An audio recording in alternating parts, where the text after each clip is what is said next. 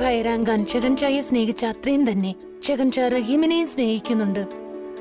അവിടത്തേക്ക് അറിയാമോ, ഇന്ന് ഷെഹൻഷാ കുതിരയായി മാറി റഹീമിനെ സവാരിക്ക് കൊണ്ടുപോകുകയായിരുന്നു. ഇവരെ കാരാഗ്രഹത്തിൽ ബന്ദിയാക്കുക. പിന്നെ നാം ആഗ്രഹിക്കുന്നത് ഇത് കണ്ടു നിൽക്കുന്നവരെല്ലാം ഇതൊരു മാതൃകയാക്കിക്കൊണ്ട് ഒരിക്കലും ആരും തന്നെ ഷെഹൻഷായെ എതിർത്ത് സംസാരിക്കാനുള്ള ധൈര്യം കാണിക്കരുതെന്നാണ്. നമുക്ക് വിശ്വാസം വരുന്നില്ല. ഷെഹൻഷായുടെ മനസ്സിൽ അലിവുമുണ്ടെന്ന് നമുക്ക് ഓർമ്മയുണ്ട്. അന്ന് ആ സദസ്സിൽ വെച്ച് ആ നിഷ്കളങ്കനായ കുഞ്ഞിന്റെ മാതാപിതാക്കളെ വേർപെടുത്തിക്കൊണ്ട് അവരെ ബന്ധികളാക്കി. എന്നിട്ട് ഇവിടെ വന്ന് വെറുതെ പിതൃസ്നേഹം അഭിനയിക്കുന്നു. അവിടുന്ന് തെറ്റിദ്ധരിക്കപ്പെട്ടിരിക്കുകയാണ് ജ്യോതാ ബീഗം. ഏതു കുഞ്ഞിനെ കുറിച്ചാണോ അവിടുന്ന് സംസാരിക്കുന്നത്? ആ കുഞ്ഞിന്റെ മാതാപിതാക്കളെ അന്ന് തന്നെ സ്വതന്ത്രരാക്കിയിരുന്നു. ഞാൻ സമ്മതിക്കുന്നു, ഒരു ഷെഹൻഷാ എന്ന നിലയിൽ അദ്ദേഹത്തിന് പലപ്പോഴും അത്തരം തീരുമാനങ്ങൾ എടുക്കേണ്ടി വരുന്നു. എന്നാൽ ഷെഹൻഷായുടെ മനസ്സിലും സ്നേഹമെന്ന വികാരമെല്ലാം ഉണ്ട് ജ്യോത. അത് ഞാൻ അനുഭവിച്ചറിഞ്ഞതാണ്. റഹീമിനോടുള്ള പെരുമാറ്റത്തിലൂടെ ഷെഹൻഷാ മാത്രമല്ല, റുക്കിയ ബീഗവും റഹീമിനെ അത്ര തന്നെ സ്നേഹിക്കുന്നുണ്ട്. ഇന്ന് ഞാൻ ആദ്യമായി റുക്കിയ ബീഗത്തിന്റെ കണ്ണുകളിൽ കണ്ണുനീർ കണ്ടു. കണ്ണുനീരോ? റുഖയ ബീഗത്തിന്റെ കണ്ണുകളിലോ? അതെ, എന്തുകൊണ്ടില്ല? റുക്കിയ ബീഗം ഒരു സ്ത്രീ തന്നെയല്ലേ? ഒരു സ്ത്രീയുടെ ഹൃദയമെന്നാൽ ഒരു അമ്മയുടെ ഹൃദയമാണ്. റുക്കിയ ബീഗത്തിന് 8 വയസ്സേ ഉണ്ടായിരുന്നുള്ളൂ ഷെഹൻഷായുമായുള്ള നിക്കാഹ് നടക്കുന്ന സമയത്ത്. അങ്ങേക്ക് നിക്കാഹിന് സമ്മതമാണോ? സമ്മതമാണ്. അവിടത്തേക്ക് നിക്കാഹിന് സമ്മതമാണോ? സമ്മതമാണ്. രണ്ടുപേരുടെയും ബാല്യകാലവും ഒരുമിച്ചായിരുന്നു. ഷെഹൻഷായും റുഖിയയും പരസ്പരം ഏറ്റവും അടുത്ത സുഹൃത്തുക്കളായിരുന്നു. റുഖിയയ്ക്ക് ചെറുപ്പം മുതലേ ഷെഹൻഷായിൽ അവകാശം സ്ഥാപിക്കുന്നത് ശീലമായി. അങ്ങനെ ഷെഹൻഷായ്ക്കും റുഖിയ പറയുന്നതെല്ലാം അനുസരിക്കുന്ന ശീലമായി. പക്ഷെ വിഷമം ഇക്കാര്യത്തിൽ മാത്രമാ. റുഖിയയ്ക്ക് ഇതുവരെ തന്റെ ജീവിതത്തിലെ ഏറ്റവും വിലപിടിപ്പുള്ള സമ്മാനം ഷെഹൻഷായ്ക്ക് നൽകാൻ സാധിച്ചില്ല. മുഗൾ വംശത്തിനൊരു പരമ്പരയെ.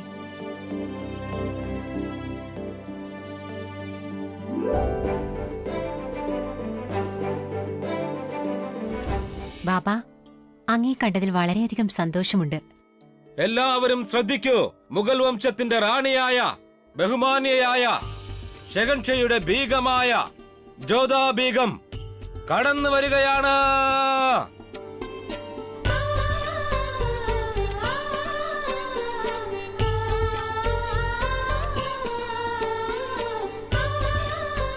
പ്രണാമം ഉമ്മ. അവിടുന്ന് നമ്മെ വിളിച്ചോ? അതെ, ഇരിക്കൂ. രാജരാജ വീര യോദ്ധാവ്, മുഗൾ സാമ്രാജ്യ അധിപൻ, മഹാവീരൻ, ഹിന്ദുസ്ഥാൻ ചക്രവർത്തി ഷെഹൻഷാ ജലാലുദ്ദീൻ മുഹമ്മദ് അക്ബർ ഇവിടേക്ക് എഴുന്നള്ളുന്നു.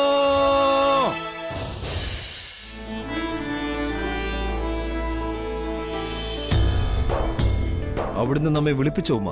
അതെ, ഈ പുതിയ ദമ്പതികളെ ബാബയ്ക്ക് തന്റെ പ്രാർത്ഥനയിൽ അനുഗ്രഹിക്കണമെന്ന്. ബാബ, വരൂ, ഇരുന്നാലും. വരൂ, ഇരിക്കൂ.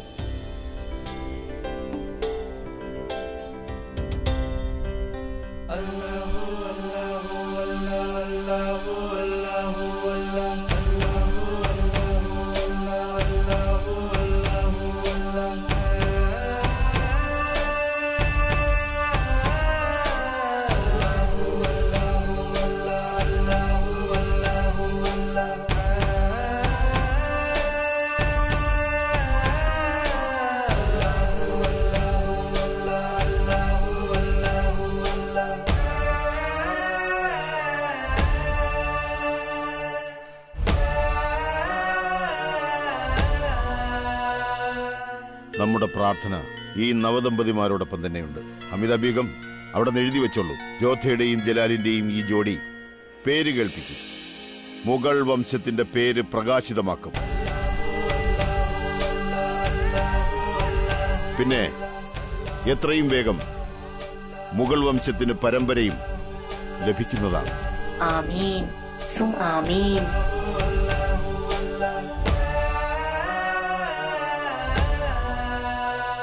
ബാബ, അങ്ങയിൽ നിന്നും ഈ സന്ദേശം ലഭിച്ചതിൽ ഒരുപാട് സന്തോഷമുണ്ട്. നാം പ്രതിജ്ഞ എടുക്കുകയാണ്, ആ സന്തോഷദിനം വന്നെത്തുന്നതുവരെ നാം അജ്മീറിലെ പള്ളിയിലേക്ക് കാൽനടയായി പോകുന്നതാണ്. പിന്നെ തിരിച്ചും കാൽനടയായി തന്നെ വരുന്നതായിരിക്കും. നമ്മോട് ക്ഷമിച്ചാലും ഉമ്മ, അവിടത്തേക്ക് തോന്നുന്നില്ലേ ഇപ്പൊ പറഞ്ഞ കാര്യം ഒരിക്കലും ചെയ്യാൻ പാടില്ലാത്തതാണെന്ന്? ഈ പ്രായത്തിൽ ഈ യാത്ര അവിടുത്തെ ആരോഗ്യത്തിന് നല്ലതല്ല. ഷഹൻഷാ പറഞ്ഞത് വളരെ ശരിയാണുമ്മ. അല്ല ജോധ, പ്രതിജ്ഞയെടുത്താൽ അത് പാലിക്കണം. മുഗൾ വംശത്തിന് പരമ്പരയെ ലഭിക്കുന്നതുവരെ നമ്മെക്കൊണ്ടാകുന്നതെല്ലാം നാം ചെയ്യുക തന്നെ ചെയ്യും. അത് നമ്മുടെ തീരുമാനമാണ്.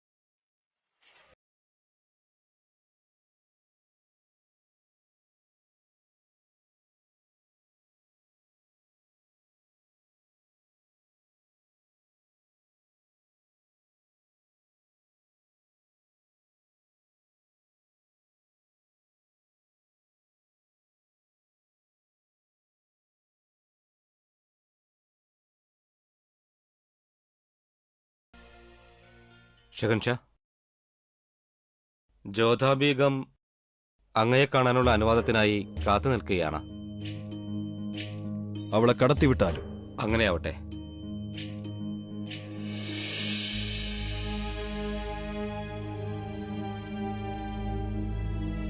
പറയൂ. ആദ്യം തന്നെ ഈ സമയത്ത് അങ്ങേ ബുദ്ധിമുട്ടിച്ചതിൽ ക്ഷമ ചോദിക്കുന്നു. പക്ഷെ നമുക്ക് വരാതിരിക്കാനാവില്ല. ഉമ്മ ചെയ്തിരിക്കുന്ന ഈ പ്രതിജ്ഞ, അതേക്കുറിച്ച് ഓർക്കുമ്പോൾ നമുക്ക് വിഷമം തോന്നുന്നു. ആഗ്രയിൽ നിന്നും അജ്മീറിലേക്ക് എത്ര ദൂരമുണ്ട്? നമുക്കതറിയാം, എല്ലാം മനസ്സിലാകുന്നുമുണ്ട്. അങ്ങേക്ക് മനസ്സിലാകുന്നുണ്ടെങ്കിൽ അങ്ങേ വീണ്ടും മനസ്സിലാക്കേണ്ട ആവശ്യം വരുന്നത് എന്തുകൊണ്ടാണ്? നാം കാരണം ഉമ്മയ്ക്ക് ബുദ്ധിമുട്ടേണ്ടി വരണമെന്ന് നാം ആഗ്രഹിക്കുന്നില്ല. പക്ഷെ നാം ഉമ്മയോട് അരുതെന്ന് പറഞ്ഞതല്ലേ? എന്നാൽ അങ്ങയുടെ വാക്കുകൾക്ക് ഉമ്മയുടെ പ്രതിജ്ഞയുടെ ബലമില്ലായിരുന്നു. ഒരു തവണ ബലപൂർവം പറഞ്ഞ് മനസ്സിലാക്കാൻ അങ്ങ് ശ്രമിക്കാതിരുന്നത് എന്തുകൊണ്ടാണ്? അപ്പോൾ ഉമ്മയോട് എങ്ങനെ പെരുമാറണമെന്ന് നാം നിന്നിൽ നിന്നുമാണ് പഠിക്കേണ്ടതല്ലേ? ചോദ്യത്തിനുള്ള ഉത്തരം ഒരിക്കലും മറ്റൊരു ചോദ്യമല്ല ഷഹൻഷാ. പലപ്പോഴും ഉത്തരം നൽകേണ്ടതായി വരും. പറയൂ, അങ്ങ് എങ്ങനെയാണ് ഉമ്മയെ പറഞ്ഞ് മനസ്സിലാക്കാൻ പോകുന്നത്?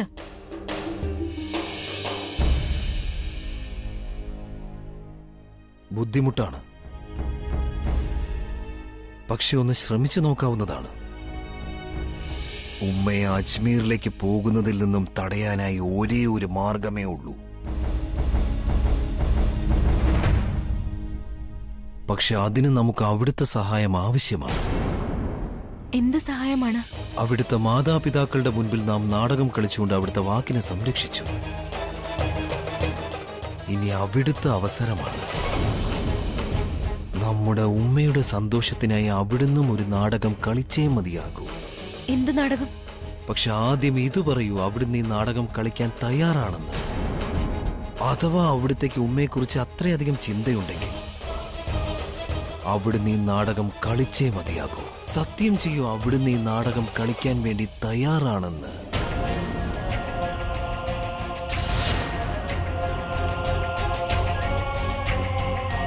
ഉമ്മ നമ്മുടെ ഒരു പരമ്പരയാണ് ആഗ്രഹിക്കുന്നത്. അതിനുവേണ്ടിയാണ് ഉമ്മ അജ്മീറിലേക്ക് പോകുമെന്ന് പ്രതിജ്ഞ ചെയ്തത്. അഥവാ ഉമ്മ അവിടേക്ക് പോകണ്ട എന്നുണ്ടെങ്കിൽ അവിടുന്ന് എല്ലാവരുടെയും മുൻപിൽ ഈ കാര്യം സമ്മതിക്കണം. അവിടുന്ന് നമ്മുടെ കുഞ്ഞിന്റെ ഉമ്മയാകാൻ പോകുകയാണെന്ന്.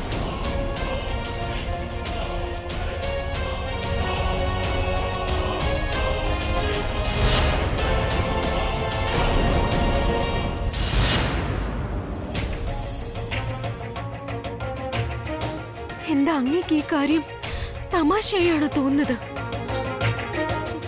അല്ല, നമുക്കിതൊന്നും ഒരിക്കലും ഒരു തമാശയല്ല. അവിടുത്തെ മാതാപിതാക്കളെ തൃപ്തിപ്പെടുത്താനായി നാം നുണ പറഞ്ഞിരുന്നു. ഇപ്പോൾ അവിടുന്ന് നമ്മുടെ ഉമ്മയുടെ സന്തോഷത്തിനായി ഇങ്ങനെ നാടകം നടത്തണം. അതായത് അവിടുന്ന് നമുക്ക് പരമ്പര നൽകാൻ പോകുകയാണ്. ഇല്ല, ഇത് സംഭവ്യമേ അല്ല. നമുക്കറിയാമായിരുന്നു അവിടുത്തെ ഉത്തരം ഇതാണെന്ന്.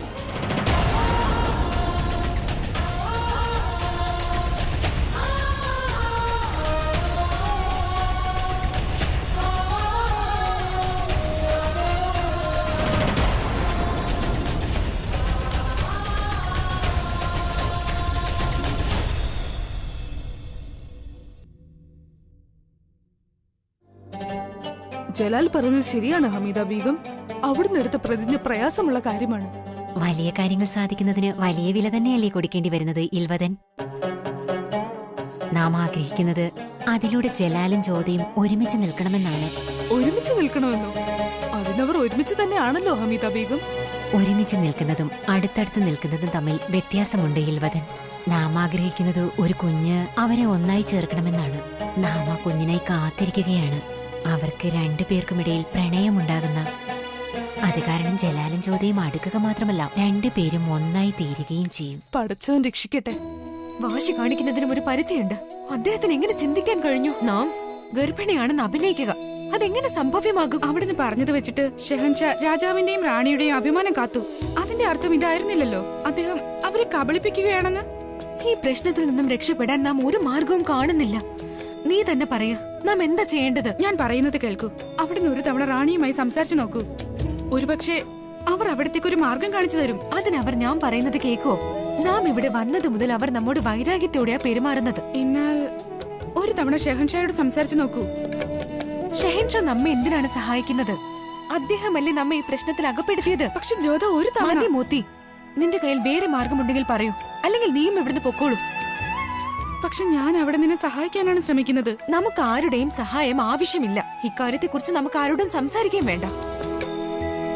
കണ്ണനെ വിശ്വസിച്ചാലും ജ്യോത, എല്ലാ തവണത്തെയും പോലെ ഇത്തവണയും അദ്ദേഹം എന്തെങ്കിലും മാർഗം കാണിച്ചു തരും ജ്യോത. നമുക്ക് മനസ്സിലാകുന്നില്ല, ആ ബാബയ്ക്ക് അങ്ങനെയൊക്കെ പ്രവചിക്കേണ്ട ആവശ്യം എന്തായിരുന്നു?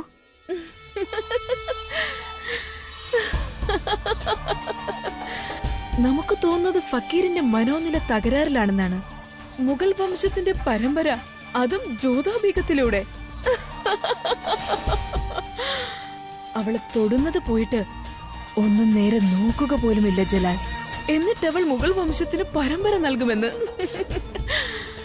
ശരി, നമുക്ക് കാണാം ജലാലിനെ കൂടാതെ ഏത് മായാജാലത്തിലൂടെയാണ് ജ്യോതാബീഗം മുഗൾ വംശത്തിന് പരമ്പര നൽകുമെന്ന്. എന്തെങ്കിലും വഴി കാണിച്ചു തരൂ കണ്ണ. നാം നമ്മുടെ ഉമ്മയെ ഇത്രയും കഠിനമായ പ്രതിജ്ഞയിൽ നിന്നും എങ്ങനെ പിന്തിരിപ്പിക്കും? ഏത് ജലാലിനെയാണോ നാം ഇത്രയും വെറുക്കുന്നത്, അയാളോടൊപ്പം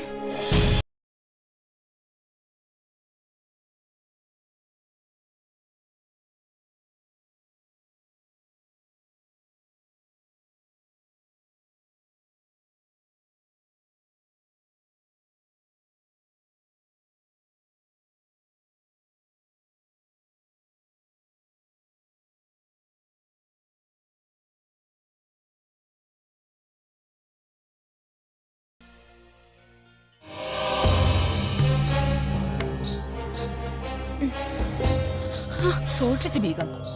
അവിടത്തേക്ക് കുഴപ്പമൊന്നുമില്ലല്ലോ. ഇരിക്കി, സൂക്ഷിച്ച്. വേഗം ഹോജസിറെ വിളിക്ക്. മുഗൾ വംശത്തിന് പരമ്പരയോ? അത് എത്രയോ തവണ റുഖിയ ബീഗം ആഗ്രഹിച്ചതാണ്. എന്നാൽ ഷെഹൻഷയ്ക്ക് അത് നൽകാനുള്ള ഭാഗ്യം റുഖിയ ബീഗത്തിന് ഇതുവരെ ഉണ്ടായിട്ടില്ല. പാവം, എത്ര കാലമായിട്ടൊരു കുഞ്ഞിന് വേണ്ടി സ്വപ്നം കാണുകയാണ്. സ്വപ്നം കാണുന്നത് കുഞ്ഞിന് വേണ്ടിയല്ല നാസിമ ബീഗം, സ്ഥാനത്തിന് വേണ്ടിയാണ്. വംശത്തിന് പരമ്പരയെ നൽകിക്കൊണ്ട് അവർ എന്നേക്കുമായി ബീഗങ്ങളിലെ രാജ്ഞിയാകാനാണ് ആഗ്രഹിക്കുന്നത്.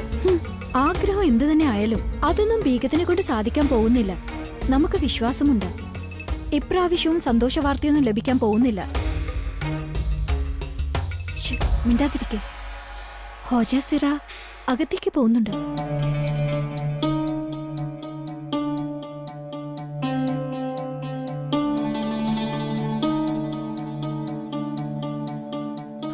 നമുക്കറിയാം നിങ്ങൾ വീണ്ടും അത് തന്നെയാവും പറയുക. നാം കേൾക്കാൻ ആഗ്രഹിക്കാത്തത്. പക്ഷെ വീണ്ടും മനസ്സിലൊരു പ്രതീക്ഷയുണ്ട്. ജലാലിന് ഈ വംശത്തിന്റെ പരമ്പര നൽകണമെന്ന്. എങ്കിൽ വേഗം ഈ ദാസിക്ക് ദക്ഷിണ നൽകിയാലും ബീഗത്തിന്റെ ആഗ്രഹം ഇപ്രാവശ്യം സഫലമാകും.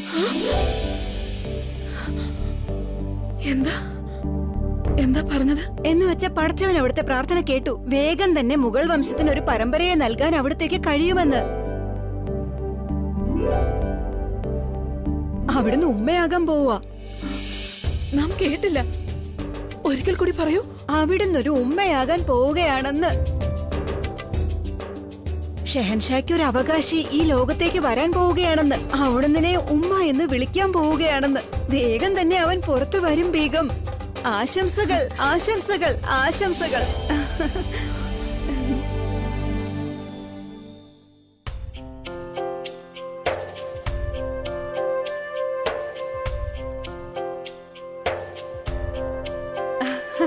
ഇതെന്തിനാണെന്നറിയോ? ഈ വാർത്ത ഈ ചുമരുകൾക്ക് പുറത്തു പോകാതിരിക്കാൻ. പറഞ്ഞു കേട്ടിട്ടില്ലേ, ചുമരുകൾക്ക് പോലും ചെവിയുണ്ടെന്ന്. ഈ വാർത്ത കൊട്ടാരത്തിലെ ചുമരുകൾ പോലും കേൾക്കാൻ ഞാൻ ആഗ്രഹിക്കുന്നില്ല. നാം ഈ കാര്യം ജലാലിനോട് മാത്രം പറയാൻ ആഗ്രഹിക്കുന്നു.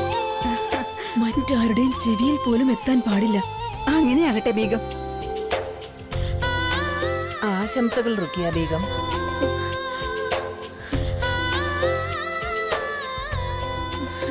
എന്റെ പഠിച്ചോന്, അങ്ങേക്ക് ഒരുപാട് നന്ദി. അവിടെ നീയുള്ളവളുടെ പ്രാർത്ഥന കേട്ടല്ലോ.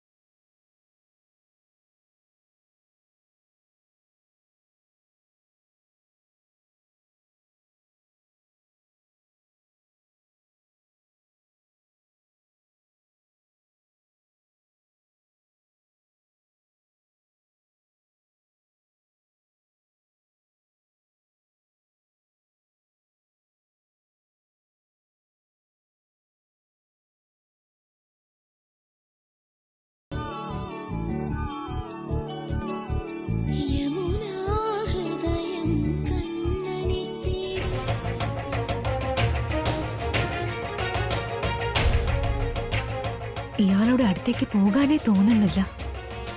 പക്ഷെ ഭഗവാന്റെ ആരതിയാണ്, അതുകൊണ്ട് പോയേ തീരൂ.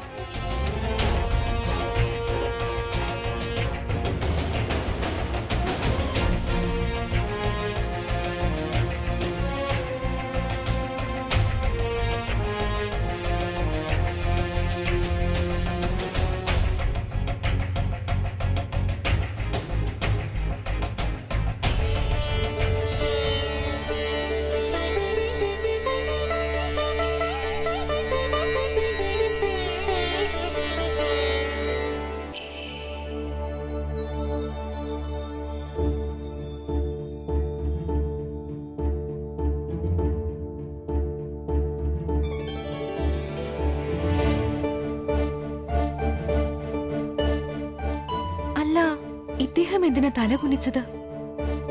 നാം തലകുനിച്ചല്ലോ, പിന്നെ ഇവളെന്താ നമുക്ക് തിലകമണിയിക്കാത്തത്?